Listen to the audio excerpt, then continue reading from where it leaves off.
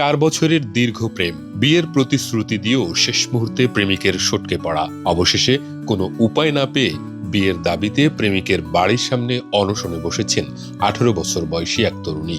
ঘটনাটি ঘটেছে দিনাজপুরের বিরামপুর উপজেলার মুকুন্দপুর ইউনিয়নের কেশবপুর গ্রামে। অনশনরত তরুণীর নাম মাহবুবা আক্তার মিম। তিনি হাকিমপুর উপজেলার বাসিন্দা। মিমের দাবি, কেশবপুর গ্রামের ফিরোজ কবিরের সাথে তার দীর্ঘ 4 বছরের প্রেমের সম্পর্ক। সম্পর্কের কথা জানাজানি হলে স্থানীয়ভাবে বিয়েরও আয়োজন করা হয়, কিন্তু বিয়ের ঠিক আগ মুহূর্তে হঠাৎ উধাও হয়ে যান প্রেমিক ফিরোজ। সে আমাকে বিয়ে করতে চাইছিল 4 বছর আগে। আমাদের অনেক ভালো সম্পর্ক একটা। তার ফ্যামিলি থেকে রাজি না, কিন্তু আমার ফ্যামিলি থেকে যদি কেউ বিয়ে দিতে চায়, আমার বাবা মা, আমার বিয়ের বয়স হয়ে গেছে, আমাকে বিয়ে তো দিতেই যাবে। আমার বাবা মা দিতে চাইলে বিয়ে ভাঙে দেয়, বিয়ে দিতে দেয় না। বলে তোর বাবা মা কোথায় বিয়ে দিবে, ওখান থেকে তো উঠাই আনবো, এরকম বলে। ওই রকম অবস্থায় কি আমার বাবা মা বিয়ে দিবে? আমার বাবা মা মুখে বিয়ে দেয়নি। তারপরে আমি পড়াশোনা করতেছি, তারপরে থেকে এখন ও আমাকে বিয়ে করতেছে না, সেটা তো আমার দোষ না। আমাদের গ্রাম অঞ্চলের মানুষ এক একজন এক এক কথা বলতেছে। আমাকে তো এখন না বিয়ে দিলে, ওর সঙ্গে বিয়ে না হোক, আমাকে তো অন্য জায়গায় বিয়ে দিতে হবে। আমার বাবা মার, বাবা মার মান সম্মানটা, আমার মান সম্মানটা কই গেল? তাহলে আমি এখন চাই ওই মান সম্মান বদলে মান সম্মান ফিরে দেয়, না হলে আমাকে বিয়ে করুক। দুইটার মধ্যে যে কোনো একটা। এদিকে প্রেমিক ফিরোজ পলাতক থাকায় বিপাকে পড়েছেন তার পরিবার। ফিরোজের বাবা জানান ছেলে বাড়িতে নেই, সে ফিরলে আলোচনা করে পরবর্তী ব্যবস্থা নেওয়া হবে। তবে কেন ছেলেকে আটকে রাখা হয়েছিল, এমন পাল্টা প্রশ্নও তুলেছেন তিনি। আমরা একদিনও জানবো না। ওরা আমার ছেলে 3 দিন হলে যে বাড়ি থেকে গিয়েছে, ওরা বাড়িতে বন্ধ করছে, আমরা এনাও জানবো না? বলেন জানবো কি জানবো না? আমরা খোঁজ নিয়েছি, ওরা না পাঠ করে বেড়াই। কোনদিন আমার বাড়িতে আসেনি। ওরা কেন আমার ছেলে 3 দিন বন্ধ করছিল? বিয়ার সম্পর্ক করবে, আমাকে জানলো, অভিযোগ জানালো না কেন জানালো না?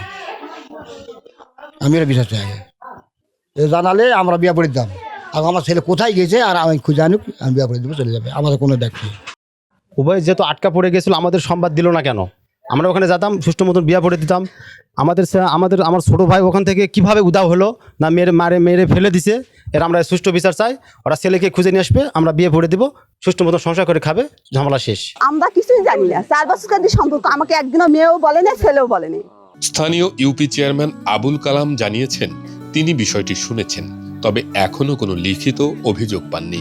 অভিযোগ পেলে দুই পক্ষকে নিয়ে বসে সমাধানের চেষ্টা করবেন। আব্দুল কাদের সহ তার পরিবারের লোকজন মেয়েটাকে যাই হোক যেভাবে টানা হেঁচড়া করে বাহির করে দেয়। মেয়েটি দীর্ঘক্ষণ সময় ধরে তার খলাতে রোদের মধ্যে অবস্থান করতেছিল, এবং আমাদের গ্রামবাসী বিভিন্নভাবে সে মেয়েটাকে বিভিন্ন প্রশ্ন করে এবং তার কথা শুনে। এক পর্যায়ে আমি মেয়েটির মুখের দিকে তাকে আমি আমার বাসায় নিয়ে আসলাম, হয়তো তাকে কিছু খাওয়ার জন্য। এই পর্যন্ত আছে আমার কাছে।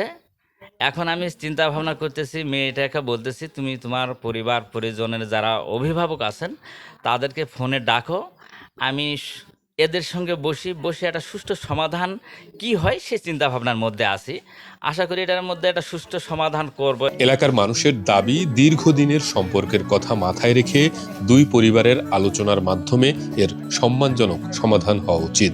শেষ পর্যন্ত মিমের এই অনশন কি তাকে অধিকার ফিরিয়ে দেবে, নাকি শেষ হবে তার অন্য কোনো করুণ পরিণতিতে?